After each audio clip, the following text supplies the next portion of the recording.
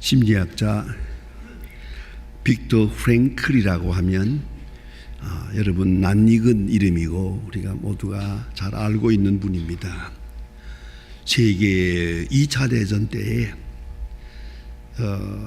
나치의 강제 수용소에 끌려가서 수백만 명이 그렇게 죽는 처참한 모습을 다 보고 경험하고 그 속에서 살아남은 아주 특별한 증인입니다. 아내와 자녀와 가정과 병원, 전 재산을 다 빼앗기고 수용소에 들어가서 가진 고생을 하게 됩니다. 많은 사람이 처형당하는 것을 보았습니다. 그러나 그의 간증 가운데 보면 가장 마음이 괴롭고 답답하고 아프고 슬펐던 이야기는 스스로 삶을 포기하는 사람들이 많았다는 것입니다. 수용소에서 처형당하고 가진 고생으로 죽어가는 일도 있지만은 그 비참한 것을 보면서 견디지 못해서 자살하는 사람이 그렇게 많았다는 것입니다. 그걸 볼 때마다 마음이 그렇게 찢어지게 아프고 괴로웠다는 것입니다. 절망하는 사람들을 보며 끝없는 고통을 느꼈다고 합니다. 여러분, 자신의 태도를 선택하는 능력, 바른 의지가 필요합니다. 그래서 이 사람은 끝까지 소망을 버리지 않고 견디고 살아남아서 오늘 많은 사람에게 존경을 받는 정신과 의사가 된 그런 사람입니다. 그런 선택의 가치를 이렇게 말합니다. 마지막 자유, The last of human freedom, 인간의 자유의 마지막 선택. 끝까지 선택을 버리지 마라. 소망을 버리지 마라. 어떤 경우에도 말입니다. 그런데 많은 사람들이 그러질 못하고 여러 가지 어려운 지경에 들어갈 때 스스로 절망하고 스스로 절망의 길을 가는 것을 볼 때 그것이 제일 마음이 아팠다고 합니다. 그렇습니다. 어떤 극한 상황에도 선택의 자유는 있습니다. 저는 특별한 경험을 했습니다. 1950년에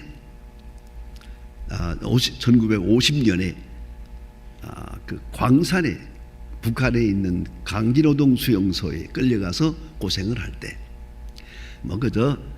그저 쉽게 말하면 인간 지옥 같은 고생입니다만 그래도 그 일을 하면서 절대 말을 하면 안 되게 되어 있습니다.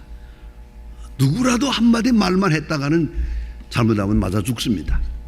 일체 말을 못하게 되어 있어요. 그런데 이렇게 그 불 속에서 일도 하고 밖에서도 이런 일 저런 일 힘든 일을 하면서 특별한 경험을 했습니다. 이렇게 지나가면서 휘파람으로 찬송을 부르는 분이 있어요. 휙 하고 네 줄을 가까이 찬송을 부르면 휘파람으로 그건 막을 수가 없거든요. 그리고 그 다음 사람이 또 휘파람을 불러요. 휘파람 어느 사이에 여러 사람이 똑같은 휘파람으로 찬송을 부르게 될 때 서로 이름도 모르고 아무것도 모르지만 얼굴을 이렇게 바라보면서 마음과 마음이 통하는 소망, 신앙 고백이 그 속에 있음을 그렇게 보았습니다. 물론 이 프랭클만이 아닙니다. 저도 내 앞에서 많은 사람 처형하는 거 그냥 때려 죽이는 겁니다. 많이 보았습니다. 그러나 절대로 소망을 잃어서는 안 됩니다. 절망해서는 안 됩니다. 어떤 북한에도 선택의 자유는 있습니다.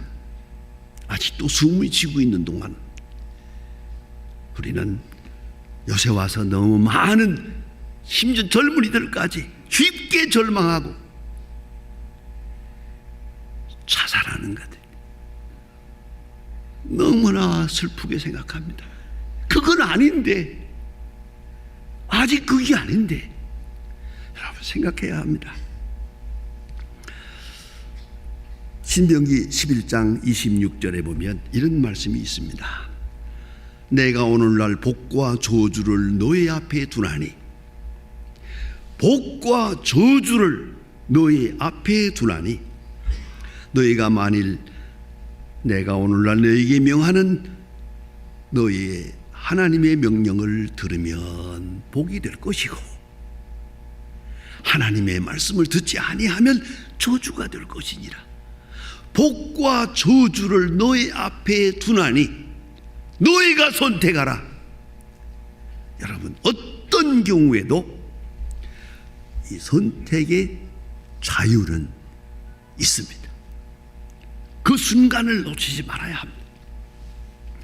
우리는 많은 사람들이 복을 원합니다. 더구나 이제 명절 때가 되면 복 받으라 그러고 복 받는다 그러고 복에 대한 생각을 많이 합니다만은, 여러분, 복이란 세 가지 조건이 있습니다. 하나는 섬길 자를 택해야 합니다. 사람은 어차피 자기가 목적은 아닙니다. 무엇인가를 섬기고 있습니다. 무엇인가를 섬기며 살아가게 되어 있는 게 인간의 본질입니다. 그런 거로 섬길 자를 바로 택해야 됩니다. 그래 유명한 말이 있죠. 내가 하나님이 아니면 하나님이 하나님이고, 하나님이 하나님 되면 나는 하나님이 아니다. 어느 사이에 나 자신이 하나님이 되어버리는 때가 있어요. 우상이 되어버리는 거예요. 그러나 하나님을 하나님으로 섬기는 섬길 자를 바로 선택하고 복의 근원을 섬길 자로 선택하는 자에게 복이 있고, 두 번째는 복된 길이 있습니다. 복의 근원 되신 하나님께서 우리에게 보여준 복된 길이 있습니다. 이 길을 통해서 복을 받는 겁니다. 그런 거로 저주의 길을 가면서 복받기를 바라는 사람처럼 바보 같은 사람이 없는 거예요. 그의 하는 짓은 전혀 복받을 짓이 아니에요. 그러면서 복을 또 바래요. 또 이건 길을 잘못 선택한 것이죠. 세 번째는 복된 사람이 있습니다. 복된 환경이 있는 게 아닙니다. 복된 여건이 있는 게 아니라 복된 사람이 돼야 복을 받는 것이지, 사람이 복된 사람이 못 되면 어떤 환경에도 그는 복된 사람이 될 수 없습니다. 돈 있다고 복도 아니고, 출세했다고 복도 아니고, 권좌에 앉았다고 절대 복이 아닙니다. 사람이 안 됐어요. 사람이 복된 사람이 돼야 비로소 복을 받게 되는 것이 아닌가 생각합니다. 복과 저주를 너희 앞에 둔다. 너희가 선택하라. 풍요나 번영이나 자유나 평등이나 하는 이런 외형적 사건이 절대 복은 아닙니다. 복된 사람이 되어진다는 데 문제가 있습니다. 성경이 말하는 복은 하나님을 섬기는 바른 자세, 그리고 그 자세 안에 진정한 복된 길이 있다는 것입니다. 어떤 여건이나 상태, 큰 복은 아니지요. 복의 근원이신 하나님을 선택하는 거기서부터 복을 받게 되는 겁니다. 하나님을 선택하는 믿음, 하나님을 선택하는 경건, 복된 자로, 복자로 나타나게 될 때 모든 환경도, 모든 여건도 복으로 그 의미가 바꾸어지는 것입니다. 오늘 본문 성경에는 여호수아가 백성들에게 외칩니다. 기회를 줍니다. 스스로 선택하라. 섬길 자를 택하라. 이 이상도 우왕좌왕하지 말자. 우리가 40년 동안이나 우왕좌왕하면서 하나님 앞에 너무 많은 범죄를 했다. 이제는 여기서 끝내고 가나안 땅에 들어왔으니 이제는 섬길 자를 택하라. 그리고 스스로 말합니다. 나는 여호와를 섬기겠노라. 나와 내 집은 여호와를 섬기겠노라 라고 말합니다. 그래 온 백성들이 우리도 그러하겠습니다 라고 따라 나서는 것을 볼 수 있습니다. 하나님을 섬긴다. 무엇입니까?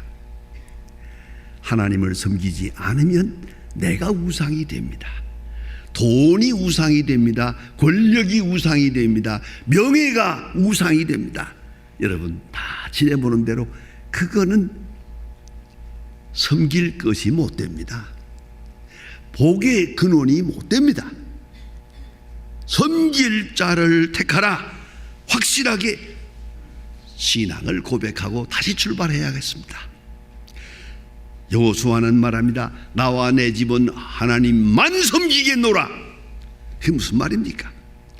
그 뜻은 하나님의 능력과 하나님의 지혜와 하나님의 사랑을 믿고 여호와 하나님만 따르겠다 하는 고백입니다. 전적으로 믿고 전적으로 의지하고 전적으로 순종하고 그 결과는 오직 감사와 기쁨뿐입니다. 이 반대말이 원망입니다. 하나님을 섬긴다고 하면서 하나님 앞에 범죄하는 사람이 많습니다. 그것이 바로 하나님께 대한 원망입니다. 이스라엘 백성이 애굽에서 나와서 그 모처럼 출애굽했는데 광야에서 많은 사람이 죽었습니다. 왜? 사도 바울은 분명하게 말합니다. 하나님을 원망했다. 이거는 하나님을 믿는 사람이 범하는 죄입니다. 하나님을 인정하는 사람들이 범하는 죄입니다. 신앙인의 죄, 신앙인의 죄 중에 가장 큰 죄가 원망죄입니다. 하나님을 믿기 때문에 하나님이 하시는 일이 못마땅해요. 내게 해주시는 여건들이 못마땅하니까 하나님을 원망하게 되죠. 많은 사람들이 광야에서 하나님을 원망하다가 죽었다. 그런 거로 너희는 원망하지 마라. 그러면 하나님을 섬긴다는 건 뭡니까? 감사하는 것이고 하나님을 찬양하는 것이고 어떤 여건에도 하나님이 하시는 일이라고 생각할 때 하나님을 원망하지 말고 깊은 마음으로 total acceptance, 감사한 마음으로 수용해야 됩니다. 그거 잊지 말아야 합니다. 그래서 성경은 말합니다. 듣는 것입니다. 하나님의 말씀을 듣는 것, 듣고 순종하는 것입니다. 그리고 오늘 성경에 암시된 중요한 말씀이 있습니다. 하나님만 섬긴다는 말의 뜻은 뭐냐면 곧 우상을 버린다는 말입니다. 하나님만 선택하고 나머지 것은 다 버려야 됩니다. 깨끗이 버려야 됩니다. 저는 특별한 경험을 한번 했습니다. 오래전에 서교동에 있는 서교동 교회에 부흥회를 인도하러 갔는데 그때 겨울이었습니다. 새벽 기도회를 인도할 때 그 앞에 앉은 아주머니 하나가 아주 하얀 소복을 입고 나와서 앉아서 예배를 드리는데 그저 기도할 때 소리 지르면서 발을 구르면서 온몸을 비틀면서 그렇게 소리 지르기 때문에 기도를 소리 지르니까 다른 사람들이 기도할 수가 없어요. 그래서 다 그냥 나가버리고 나도 기도 못하겠더라고요. 너무 발광을 하기 때문에. 그랬는데 내가 본교회 목사님한테 물어봤더니 그 대답이 명언이에요. 저 사람이 3년 전까지 이 서교동 일대의 유명한 무당이래요. 유명한 무당. 근데 어떻게 예수를 믿어가지고 나왔는데 시작부터 새벽부터 저녁까지 철야기도 금식기도 그것만 아니라 아침마다 찬물로 목욕하고 하얀 소복을 입고 나와요. 앉아가지고 그렇게 시끄럽게 소리를 질러요.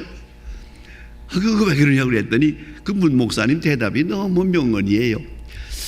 열심은 좋으나 무당기가 덜 빠져서 그래 저렇게 시끄럽다고 그래요.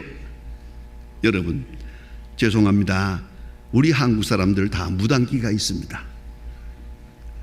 이게 샤머니즘이라고 하는 이 우리의 피 속에 있는 겁니다. 이거는요 연구해 보면요 우리 피 속에 있어요. 우리 속에 이 유전적인 거야. 무당기를 빼야 됩니다. 고맙게도 우리 교회는 이게 여러분 다 아시는 대로 조용한 교회입니다. 여긴 무당기가 없어요.